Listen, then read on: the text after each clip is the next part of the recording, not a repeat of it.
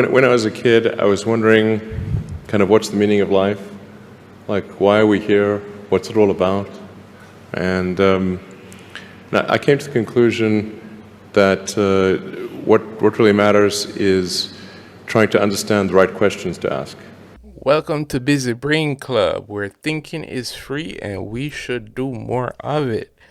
Okay, so in this video, we're going to talk about information, and I'm going to give you an insight as to how Busy Brain Club works. Basically, how I think about things. It's not difficult. I have a very basic way I think about things. It's called first principles thinking. Is a way of trying to get to to solve a problem. So you boil down everything to the most basic truth that you know, and then you work your way up from there. At the end of this video, I'm going to give you something. I wouldn't say it's advice, but something to think about. Most problems we have in life are all information problems. Even when we have relationships, money are all information problems.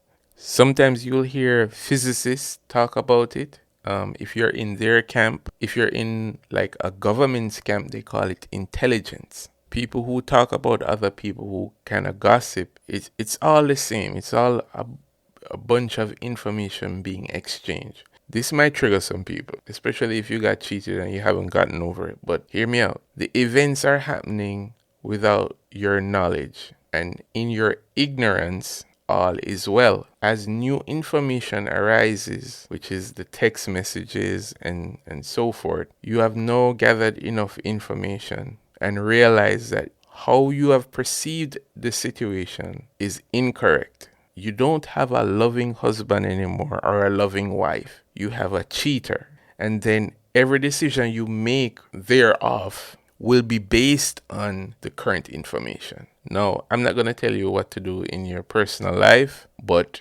you have to consider how you've gathered information to put yourself in that position to begin with. But anyways, let's move on.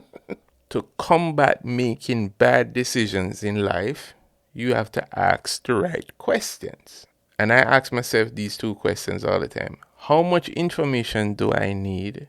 And as I gather information, I ask, how good is my information? Those are the only two things you need to know. It doesn't matter what you're trying to get, or how long it takes.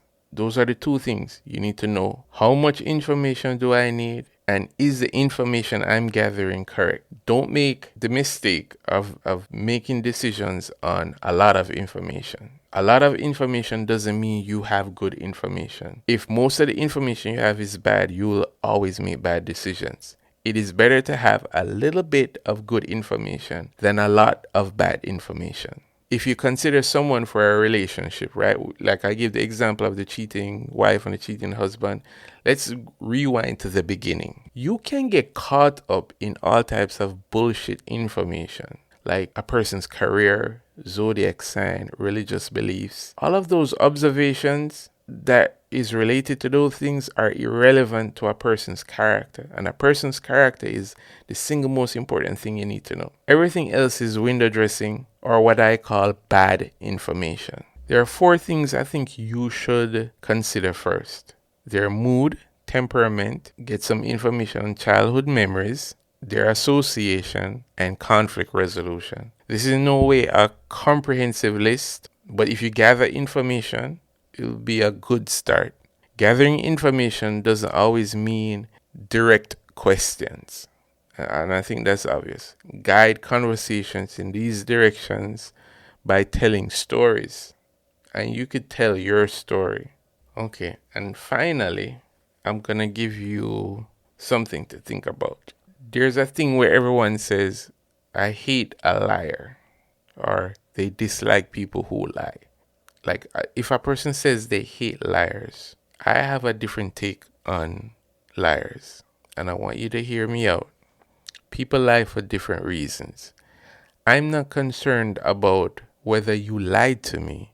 I'm more concerned about your reasons why you lie. A common thing people lie about is because they're ashamed of something that happened, and so they lie. It doesn't automatically, in my book, put you in the 513, so to speak. The reason why I say that is everybody lies. So if someone says they don't lie, that is a person you should be worried about. So let's recap.